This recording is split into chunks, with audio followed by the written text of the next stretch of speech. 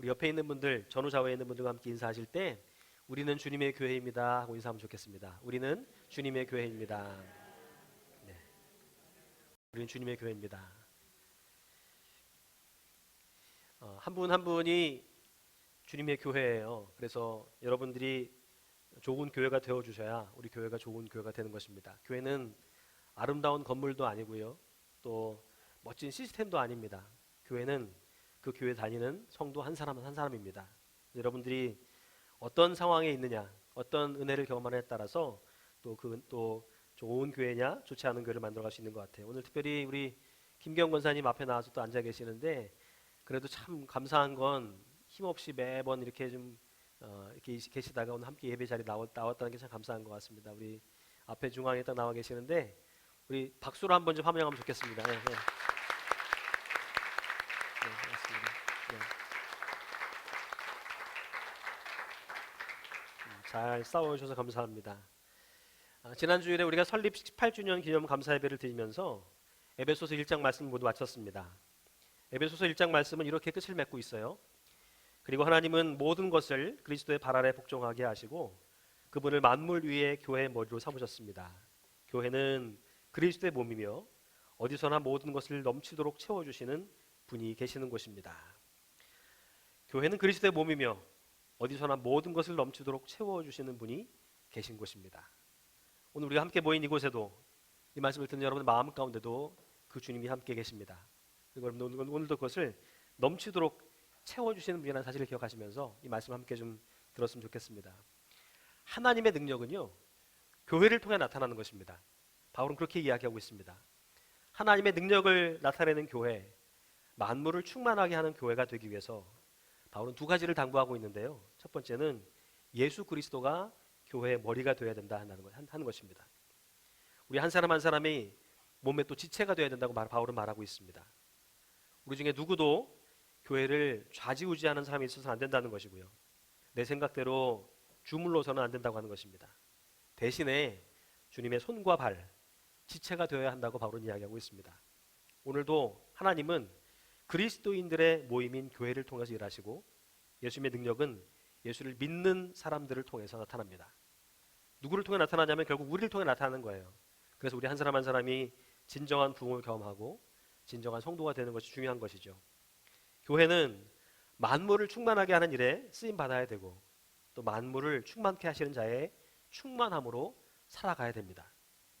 교회를 통해서 만물을 충만하게 하시는 이 능력, 본래 그리스도인 안에 역사하던 그런 능력이었습니다. 하나님은 이런 능력을 우리에게 주셨다고 하는 거예요. 그런데 안타까운 것은 우리가 이러한 능력을 모르고 무기력하게 살아갈 때가 참 많다는 것이죠. 오늘도 지난 한 주간 동안에 지친 마음으로 또 힘든 몸으로 나와 계신 분들이 계시다고 한다면 우리가 무기력하게 살아가야 될 존재들이 아니라 다시 한번 이 말씀에 의지하여서 힘차고 능력 있게 살아가야 된다는 사실을 기억하시고 이 말씀에 믿음을 가지시고 함께 듣는 시간이 되면 좋겠습니다. 우리는 이 능력을 활용하는 사람들이 되어야 됩니다. 어떠한 어둠의 권세들도 두려워하지 말아야 된다는 것이죠. 에베소서 2장의 말씀은 만물을 충만하게 하는 교회가 어떻게 시작되었는가라는 것을 우리에게 전해주고 있습니다. 바울은 이것을 전하기 위해서 그때에라는 말과 이제는이라는 말을 사용하고 있습니다. 서로 비교하기 위해서 그때에 그리고 이제는 이라는 말을 쓰고 있습니다. 오늘 본문을 쭉 읽어보시면 그런 뉘앙스를 많이 보실 수 있게 되는데요. 그때로 시작하는 말씀은 과거의 나를 이야기하는 거예요. 예수 믿기 전에, 구원받기 전에, 하나님 알기 전에 나를 이야기하는 것이고요. 이제는 이라는 말씀은 예수 믿은 뒤에 그리고 내가 주님을 확실하게 만난 이후의 삶이 어떻게 달라졌는지를 전하고 있는 대목입니다. 내가 지금 어디쯤에 와 있고 어디를 향해 가고 있는가를 말씀을 통해서 함께 좀 점검해 보시면 좋겠습니다. 과거의 나와 지금의 나 어떻게 달라졌고 어떻게 내가 또 살아가야 될지를 한번 생각해 보시면 좋겠어요. 바울은요 먼저 우리의 과거의 모습을 전하고 있습니다. 1절부터 3절까지 말씀 잠깐 함께 읽어볼까요? 시작. 그는 허물과 죄로 죽었던 너희를 살리셨도다. 그때 너희는 그 가운데서 행하여 이 세상 풍조를 따르고 공중의 권세 잡은 자를 따랐으니 곧 지금 불순종의 아들들 가운데서 역사하는 영이라. 전에는 우리도 다 그 가운데서 마음이 원하는 것을 하여 다른 이들과 같이 본질상 진노의 자녀이었더니 과거의 우리의 상태는 허물과 죄로 죽은 상태였다. 이렇게 바울은 이야기합니다. 다시 말해서 영적으로 죽은 상태였다고 말씀하고 있습니다. 영적으로 죽은 상태라고 하는 것은 무슨 뜻이냐면 하나님과의 관계가 끊어진 상태, 즉 하나님과 분리된 상태를 이야기합니다. 몸은 여기 와 있지만 우리 마음이, 우리 생각이 하나님과 멀어져 있으면, 끊어져 있으면 우리는 이미 영적으로 죽은 상태가 되는 거예요. 성경에 따르게 되면. 그러나 몸은 비록 멀리 떨어져 있다 할지라도 늘 하나님이 우리 마음 가운데 계시고 내가 하나님과 연결되어 있다고 한다면 우리는 영적으로 산 상태가 되는 것입니다. 바울에 따르게 되면 이 죽음의 배후에는 죄가 있습니다. 그리고 그 죄의 배후에는 세상의 풍속과 마귀와 육체의 욕심이 있다고 이렇게 전하고 있습니다. 우리는 영적으로 죽었을 뿐 아니라 누군가의 지배를 받으면서 무언가의 종으로 살았다고 하는 것입니다. 그게 과거의 나예요. 과거의 우리 모습은 영적으로 죽었고 누군가의 지배를 받으며 살았고 무언가의 종으로 그렇게 살았다는 것입니다. 이 말을 바울은 따랐다라는 말을 쓰고 있습니다. 따랐다. 자세히 보시면 여러분 따랐다는 말이 몇 번 나옵니다. 여기 따랐다, 따랐으니, 따라 지내며 이렇게 따랐다는 말이 몇 번 나오죠. 풍조를 따라. 영적인 죽음의 상태에 있던 우리가 따랐던 것들이 무엇인지를 바울은 이야기하고 있는데요. 그게 뭡니까? 세상의 풍조를 따르고 공중의 권세 잡은 자를 따르고 육체의 욕심을 따라 지내는 것. 이게 우리가 타락했던 우리 과거의 상태를 이야기하고 있습니다. 첫 번째로 바울은 세상의 풍조를 따랐다고 전하고 있습니다. 우리가 세상 풍조의 지배를 받으며 살았다는 것을 말씀하고 있어요. 여기서 말하는 세상은요, 죄로 오염이 되고 부패한 인간의 죄성의 영역을 가리키는 말입니다. 그러니까 하나님 나라라는 말과 대조를 이루는 말이에요. 세상 그러면은 그냥 세상의 풍조, 죄로 가득한 세상을 의미하는 것이고요. 하나님 나라는 하나님 다스리는 나라를 의미하는 것이죠. 이 말은 세상과 담을 쌓고 살아라라는 말이 아닙니다. 세상과의 단절이나 세상으로부터 도피를 말하는 것이 아니라 세상에서 구별되게 살아야 될 우리들이 구별되지 못하고 세상 속에 섞여 사는 것을 말하는 것을 의미하는 거예요. 이런 구원받은 사람들에게 요구하시는 게 하나 있어요. 뭐냐면 세상 속에 살아가지만 세상 속에서 구별되게 살아가는 삶입니다. 지난 한 주간 동안 여러분들이 어떻게 사셨는지 모르겠지만 세상과 똑같이 살았다고 한다면 우리는 아직 과거의 나에 머물러 있는 거예요. 그러나 내가 조금이라도 더 과거의 나에 머물러 있지 않고 세상과 구별되기를 다짐하고 결단하면서 이렇게 다른 삶을 살기로 도전하고 결단한다면 우리는 과거의 나가 아니라 새로운 나로 지금 점점 거듭나고 움직여가고 있는 것입니다. 하나님 말씀, 진리의 근거에 살아가지 못하고 타인의 평가와 여론과 시대적인 흐름을 따라 사는 것, 이게 바로 세상의 풍조를 따랐다는 말의 의미예요. 여러분 아마 우리 가운데도 그런 분들 많이 계실 거예요. 내가 바라보는 나의 모습보다는 누군가가 나를 바라보는 모습에 더 많이 내가 영향을 받고 타인들의 여론들, 사람들의 말에 내가 더 많은 영향을 받아서 그렇게 하고 싶지 않아도 어쩔 수 없이 그렇게 흘러가는 경우들이 많이 있습니다. 여러분의 기준은 어디 있으신가요? 타인의 평가와 혹시 여론에 있지는 않으세요? 저들이 어떻게 살아가든 간에 나는 구별되게 살아야 된다는 것이 하나님 말씀하신 것인데 그 구별함을 잃어버리고 그냥 섞여서 물에 술 탄 듯 술에 물 탄 듯 이렇게 살고 있지 않냐는 것입니다. 또 시대적인 흐름을 따라서 그냥 다 그렇게 살아가는데 나도 그냥 그렇게 살아가야지 하고 계시지 않는다는 거예요. 하늘의 원칙이 아니라 세상의 원칙을 따라 사는 사람들, 이게 바로 세상의 풍조를 따르는 사람들을 이야기하는 것입니다. 둘째로 바울은요, 공중의 권세를 잡은 자, 즉 불순종의 아들들 가운데서 역사하는 영을 따랐다고 이렇게 전하고 있습니다. 공중이라는 말은 지배권을 의미하는 말이에요. 다스림에 대한 것을 뜻하는 말입니다. 따라서 이 말은 마귀의 지배를 받으며 살았다는 것을 뜻하는 말입니다.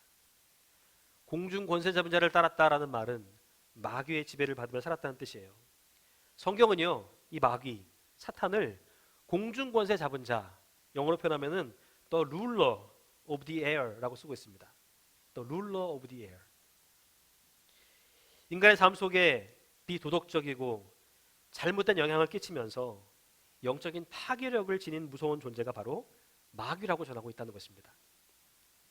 여러분 성경은 마귀를 얘기하고 있어요. 사탄의 존재를 이야기하고 있습니다. 귀신을 이야기하고 있어요.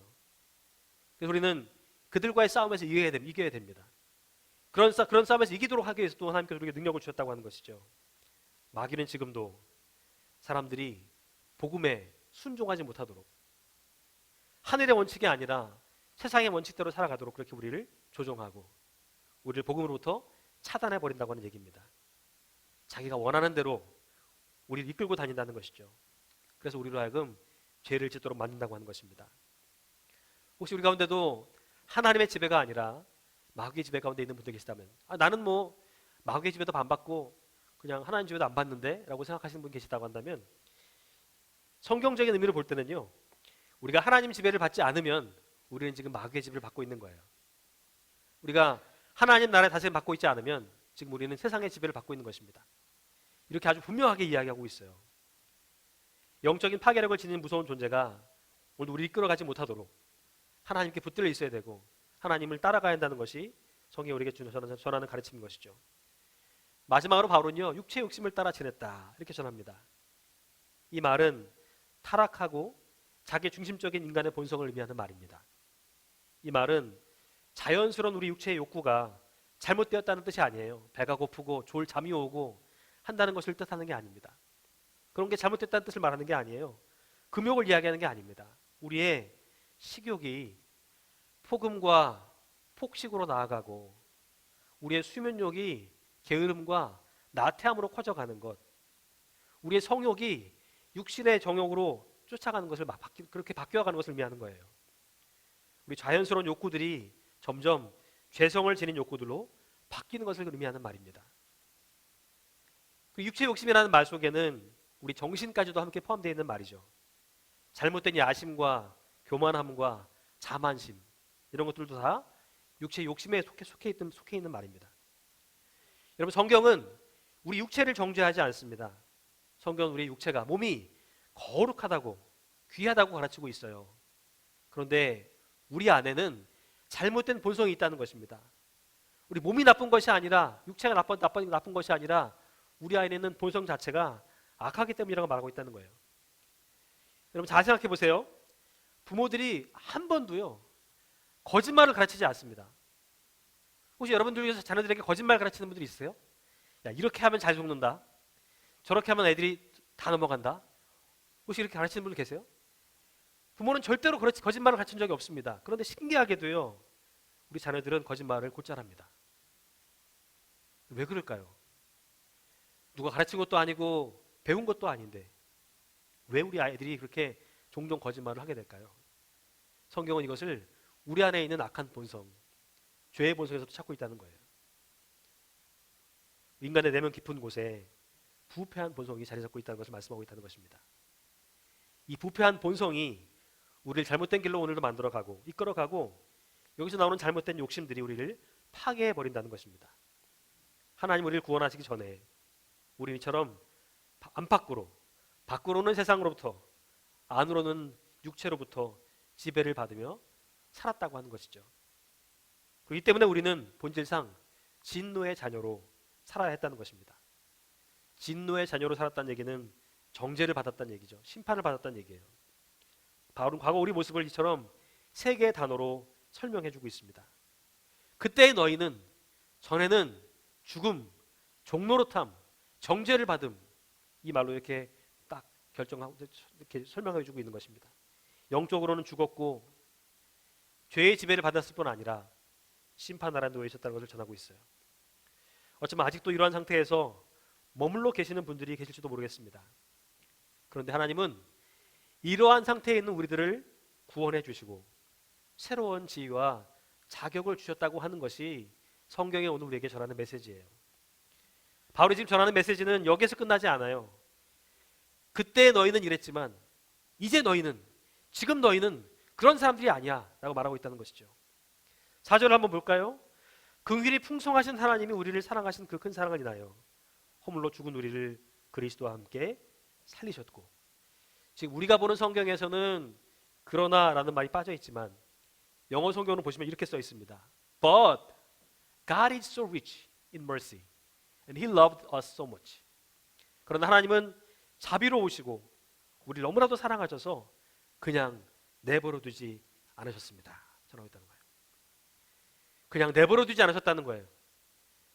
저렇게 과거의 모습 속에서 세 가지 모습, 죽음과 영적인 죽음, 종로로 타고 정죄받는 삶 속에 살아가는 우리를 내버려 두지 않으시고 건져내셔서 그 건져내시던 사실을 믿는 사람들에게는 새로운 삶을 주셨다고 하는 것이 바울이 그리고 성경이 우리에게 전해진 메시지라는 것입니다.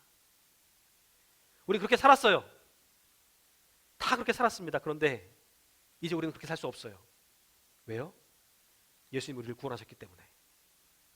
예수님이 우리를 그렇게 살지 않도록 내버려 두지 않으셨기 때문이라는 것입니다. 살도록 내버려 두지 않았기 때문이라고요. 과거에는 이랬지만 이제는 더 이상 그렇지 않다라고 전하고 있다는 것입니다. 그럼 여러분, 바울이 전했던 하나님이 하신 일 무엇이었을까요? 우리 몇 가지만 말씀드리고 말씀 마치려고 하는데요. 5절 이하의 말씀을 한번 같이 읽어보면 좋겠습니다. 시작. 허물로 죽은 우리를 그리스도와 함께 살리셨고 너희는 은혜로 구원을 받은 것이라. 또 함께 일으키사 그리스도 예수 안에서 함께 하늘에 앉히시니. 바울은요, 이 말씀을 통해서 하나님이 하신 일 세 가지를 우리에게 전해주고 있습니다. 첫 번째는 허물로 죽은 우리를 그리스도와 함께 살리셨고, 두 번째, 또 함께 일으키사 그리스도 예수 안에서 함께 하늘에 앉히시니 라고 말하고 있습니다. 바울이 말했던 세 가지 신자들의 신분과 지위가 완전히 달라졌다는 것을 지금 말씀하고 있는 겁니다. 바울은 지금 그리스도께 일어난 일들을 전하고 있는 게 아니에요. 예수님에서 이런 일이 일어났었다고 전하는 게 아닙니다. 지금 우리에게 일어나는 일들 전하고 있어요. 본문을 잘 보세요. 지금 이게 누구에게 일어난 일이에요? 허물로 죽은 누구를? 우리를. 그리스도를 살리실 때 함께 살리셨고, 또 그리스도를 함께 일으키실 때 우리를 일으키셨고, 예수 안에서 함께 하늘에 앉히셨다고 말씀하고 있다는 것입니다. 하나님이 그리스도를 소생시키시고 일으키시고 자리에 앉히셨어 라고 말하는 것이 아니라 하나님이 우리를 그리스도와 함께 살리셨고 일으키셨고 자리에 하나님 옆에 앉히셨다고 주장하고 있다는 것입니다. 그런데 이것은요, 우리 안에 있는 어떤 것 때문이 아니었다는 거예요. 다시 말해서 우리의 공로 때문에 그런 것이 아니었다는 것입니다. 바울은 하나님이 왜 이런 일을 하셨는가 하는 것을 다음과 같이 전하고 있습니다. 이렇게 전하고 있어요. 긍휼이 풍성하신 하나님이 우리를 사랑하신 그 큰 사랑을 인하여 너희는 은혜로 구원을 받은 것이라. 이는 그리스도 예수 안에서 우리에게 자비하심으로써 그 은혜의 지극히 풍성함을 오는 여러 세대에 나타내려 하심이라. 크게 두 가지를 이야기하고 있는 것 같아요. 바울은 하나님의 긍휼하심과 사랑에 대해서, 그리고 그분의 은혜와 자비하심에 대해 전하고 있습니다. 하나님의 긍휼하심, 사랑, 그리고 은혜와 자비하심을 전하고 있어요. 근데 하나님 우리를 구원하신 첫 번째 이유는요, 우리 안에 있던 어떤 잘남, 어떤 속성이 아니라, 장점 때문이 아니라 주님 안에 있는 속성, 곧 긍휼하심과 사랑과 은혜와 자비하심 때문에 우리가 구원을 얻게 되었다고 지금 말씀하고 있어요. 그리고 또 다른 이유도 하나 있었는데, 그것은 오는 세대에, 여러 세대에 하나님의 은혜의 풍성함을 전하려고, 나타내기 위한 것이었다고 전하고 있습니다. 그리고 마지막 단락에서 하나님 행하신 구원의 성격에 대해서 다시 간략하게 요약을 하고 있어요. 여러분, 하나님이 우리를 구원하신 데는 특별한 이유가 있습니다. 먼저는 하나님이 긍휼하시고 사랑이 많으시고 은혜가 넘치시고 자비하시기 때문이고요.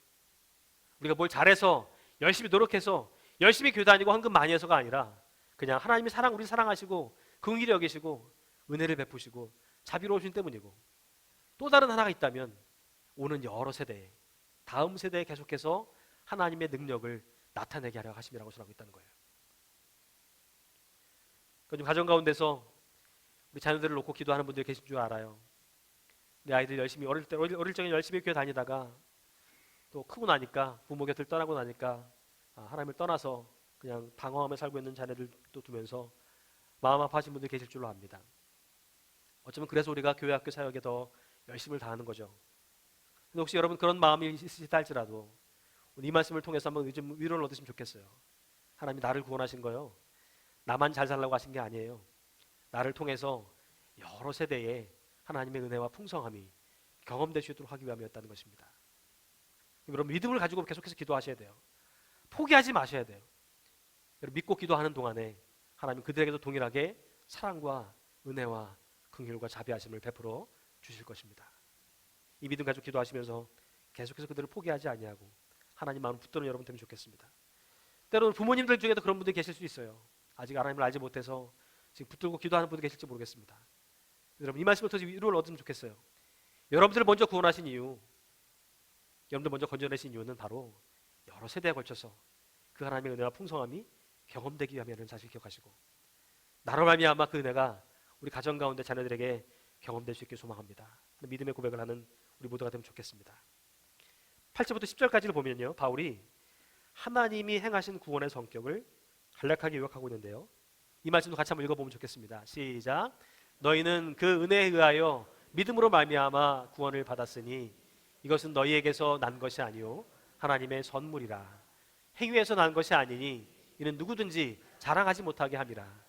우리는 그가 만드신 바라 그리스도 예수 안에서 선한 일을 위하여 지으신 받은 자니 이 일은 전에 예비하사 우리로 그 가운데서.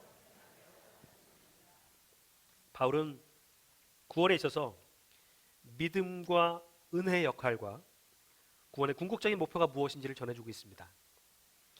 다른 건 다 잊어버리시더라도 이 말씀을 잘 좀 기억하시면 좋겠습니다. 바울은 이미 5절에서 너희는 은혜로 구원을 받은 것이라 라고 말했습니다.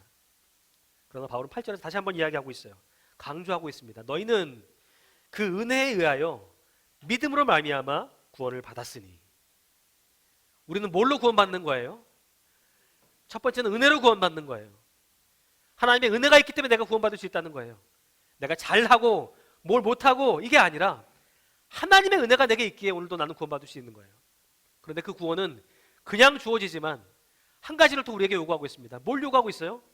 믿음을 요구하고 있다는 거예요. 하나님이 우리를 은혜로 구원하셨다는 것을 믿으면 우리 오늘도 그 은혜의 구원을 누릴 수 있다고 지금 말씀하고 있다는 거예요. 이걸 바울은 하나님의 선물이라고 말씀하고 있다는 것입니다. 여러분 선물 줄 때 그 사람이 잘해서 주는 것도 있어요. 그렇죠? 야 너 잘했어, 심부름 잘했으니까 이거 받아, 용돈 받아. 엄마 아빠 말 잘 들었으니까 너 용돈 줄게. 근데 그게 통하는 시기는 얼마 안 가죠. 아이들이 크면 이제 그거 뭐 내가 알바해서 벌면 되지 하고 그냥 안 받아요. 귀찮아합니다. 안 하고 말지 뭐 이래요. 그럼 선물이라는 거, 이런 것, 선물이라는 게 뭐예요? 내가 기대하지 않았는데 내가 뭔가 하지 않았는데도 불구하고 주신 거, 이게 선물이라는 거예요. 근데 구원이라는 건 바로 이런 것이라는 겁니다. 내가 기대하지도 않았어요. 내가 바란 것도 아니에요. 달라고 내가 요청한 것도 아닙니다. 근데 하나님이 선물로 우리에게 주신 거예요. 나로 하여금 먼저 믿게 하셔서 그 믿음을 통해서 나로 하여금 살리시고 일으키시고 능력을 겸할 수 있도록 하셨다는 것입니다. 너희는 그 은혜에 의하여 믿음으로 말미암아 구원을 받았으니. 구원은 전적으로 하나님의 은혜의 결과이지만 이것이 우리의 것이 되는 것은 믿음으로 반응할 때 가능하다고 바울은 이야기하고 있다는 것입니다. 이런 점에서 구원은 하나님의 선물이라는 것이죠. 그러므로 구원에 있어서 우리의 행위나 행함은 아무런 역할도 할 수 없다는 것을 여러분 꼭 기억하셔야 돼요. 아무것도 하지 말라는 말씀은 아닙니다. 그런데 우리의 문제는 뭐냐면 자꾸 뭔가를 하려고 한다는 거예요. 이거 하면 하나님이 들어주시고 이거 하면 내가 머물 수 있고 이거 하면 내가 뭔가 누릴 수 있다고 생각한다는 것입니다. 그거 아니라는 것이죠. 오늘도 우리가 하나님 안에 머물 수 있는 것은 하나님의 은혜 때문이고 하나님의 선물 때문이라는 것입니다. 10절을 보게 되면 바울은 우리가 그리스도 예수 안에서 선한 일을 위하여 지음받은 하나님의 작품이라고 이야기하고 있습니다. 제가 일부러 여기에 포함을 지금 가로로 해놨는데요, 10절 말씀이 그냥 그가 만드신 바라고만 돼 있거든요. 근데 다른 번역을 보면 이렇게 쓰고 있습니다. 우리는 하나님의 작품입니다. 선한 일을 하게 하시려고 하나님께서 그리스도 예수 안에서 우리를 만드셨습니다. 하나님께서 이렇게 우리를 미리 준비하신 것은 우리가 선한 일을 하며 살아가게 하시려는 것입니다. 하나님은 우리를 구원하신 것은 우리가 선한 일을 하며 살아가도록 하시기 위함이었고, 우리는 선한 일을 위해서 지음받은 하나님의 작품, 마스터피스라고 하는 그런 것이죠. 하나님 우리를 지으신 이유가 뭐라고요? 하나님의 걸작품으로서 우리가 선한 일을 하도록 하기 위함이었다고 쓰고 있어요. 우리 옆에 있는 분들과 함께 인사하면 좋겠습니다. 당신은 하나님의 작품입니다. 다시 한번 얘기 전해주세요. 당신은 하나님의 걸작품입니다. 네. 걸작을 바라보듯이 하셔야 되는데 신발짝 바라보듯이 하는 분이 계시는데 걸작인지 신발짝인지 여러분들이 선택하셔야 되지만 성경은 분명하게 여러분들이 하나님의 걸작이라고 말씀하고 있어요. 내가 좀 아파도, 내가 좀 힘겹게 싸우고 있어도, 내가 계획한 대로 되지 않아서 지금 무너짐을 경험할 때도 우리는 언제나 하나님 앞에 걸작품이라고 말씀하고 있다는 것입니다. 하나님 여러 세대에 그분의 은혜의 풍성함을 드러내시기 위해서, 다시 말해 하나님께 영광을 돌리시기 위해서 오늘도 우리의 구원이라는 선물을 주신다는 것이죠. 그리고 우리를 하나님의 작품으로 삼아 주셨다고 하는 것입니다. 여러분, 제품, 상품이라는 말하고요, 작품이라는 말은 다른 거예요. 제품, 상품은 뭡니까? 그냥 필요에 의해서 막 찍어내는 거예요. 빠르게 쉽고 찍어내서 만드는 거, 이게 상품입니다. 자동차 공장에서 근무하시는 분들이 많으시지만 몇 분 안에 차 한 대를 뽑아내야 된다는 그런 법칙이 있잖아요. 그거 맞추려고 계속해서 차를 만들어내잖아요. 그런데 성경에 말씀하는 이 말씀의 뜻은 그런 의미가 아니라는 거예요. 목표량을 달성하기 위해서 막 만들어내고 그렇게 해서라도 뭔가를 해야 되기 때문에 생산을 막 한다는 그런 의미가 아니라, 정말 저 바르셀로나에 있는 가우디의 파밀리아 성당처럼 100년이 지난 지금까지도 계속해서 지어가고 있는 그런 작품으로 지금 우리를 지으셨다고 쓰고 있다는 것입니다. 찍어서 만들어낸 게 아니라 오늘도 세심하게 빚어서 우리를 만들고 계심을 지금 전하고 있다는 거예요. 하나님이 지금도 여러분들의 삶을 만지고 계세요. 빚어가고 계십니다. 이걸 꼭 붙으셔야 돼요. 놓치시면 안 돼요. 이게 작품과 상품의 차이예요. 우리는 필요에 따라 만들어진 게 아니에요. 신의 뭔가를 달성하기 위해서, 목표를 달성하기 위해서 지어진 게 아니라는 겁니다. 그분의 작품으로 지금도 지어져 가고 있고 지금 받고 있다는 사실이에요. 세심하게 지금도 우리의 삶을 붙들고 계시다는 것입니다. 근데 여러분, 문제는요, 우리가 자신을 바라보게 될 때 그렇게 작품으로 바라보지 못한다는 게 있다는 거예요. 야, 너 이거밖에 안 되냐? 너 이렇게 했는데 너 이거 또 이렇게 하는 거야? 정말 너 이거밖에 안 돼? 하면 스스로를 그렇게 평가하면서 타인의 관점에 나를 맞춰보고 저들이 생각하는 내 모습에 더 신경을 쓴다는 겁니다. 하나님이 나를 지으실 때 목적에 나를 비춰보기보다는 말이죠. 여러분, 오늘도 내가 누군가를 분명하게 아셔야 돼요. 하나님의 선물로 우리는 구원을 받았습니다. 우리의 어떤 노력으로, 열심으로 받은 게 아니에요. 우리는 다 그 선물을 믿음으로 받는 것입니다. 믿음으로 선물을 받는 사람들에게 하나님은 또 한 가지 약속해 주세요. 걸작품으로 인생이에요. 상품으로 인생이 아니라 걸작품 인생을 말씀하고 있어요. 우리 지난 주간에 제가 말씀드리면서 역전하시는 하나님의 은혜를 제가 한번 말씀드린 적이 있는 것 같습니다. 역전하시는 하나님의 은혜, 능력. 우리가 지금 어떻게 살았는지는 몰라요. 지금까지 어떻게 우리가 이렇게 승패를 했는지도 모릅니다. 근데 여러분, 인생은요, 후반전에 결정되는 거잖아요. 게임의 승부는 늘 후반전에 결정되는 거예요. 아프기 이전에 내가 그 결정하는 게 아니라 아픈 이후에 결정되는 것이고요. 실패를 경험하기 전에 아니라 실패를 경험한 이후에 결정되는 것입니다. 어떻게 그것을 넘어가느냐, 어떻게 그것을 이겨내냐에 따라서 작품이 되느냐, 작품이 되지 못하느냐의 차이가 있는 것 같아요. 그럼 여러분, 하나님이 여러분들을 하나님의 작품으로 주셨다는 사실을 기억하시고 그 말씀 붙들고 또 한 주간 동안 작품으로 사랑하는 일들 감당하세요. 이거 믿음으로 여러분 받아들이지 못하면 우린 또 한 주간도 여러 상황과 환경에 치우쳐서 거기에 지배를 받으며 살 수밖에 없을 것입니다. 지난 주간 여러분 얼마나 많이 힘들게 사셨어요. 이것저것 여기 지배받고 저기 지배받으시고 이거에 끌려다니고 저거 끌려다니면서 바쁘게 살지 않으셨습니까? 그런데 그러한 삶 가운데서도 하나님은 우리가 거기에 지배를 받는 사람들이 아니라 작품으로서 오늘도 하나님의 능력을 경험하고 은혜를 나눈 자도 살도록 인도하셨다고 하는 사실입니다. 하나님의 작품인 여러분, 또한 여러분 삶 가운데서 여러분들의 삶을 통해 하나님의 영광을 받으시고 여러분들 입술에서 불평과 불만보다 감사와 찬양이 더욱더 가득하게 고백될 수 있기를 축복합니다. 이건 어려운 게 아니에요. 그냥 그렇게 내가 살기로 결단하고 나가면 되는 겁니다. 이미 그렇게 지으셨다니까요. 이미 그렇게 만들어 주셨다니까요. 이미 여러분들 하나님의 작품이라니까요. 그거 믿으시고 잘하고 못하고 세상의 기준에 잣대 나를 비춰보지 마시고 하나님의 눈으로 여러분 바라보세요.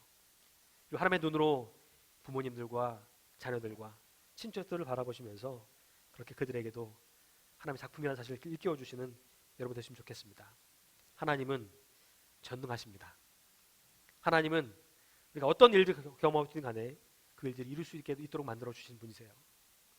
오늘 함께 말씀을 들으시면서 혹 작품같이 살아오지 못한 인생을 사셨다고 한다면 지금 내게 당부하시는 작품 같은 인생들을 이제 열어간다는 다짐을 함께 결단하시면서 함께 좀 기도하며 나가면 좋겠습니다. 우리 함께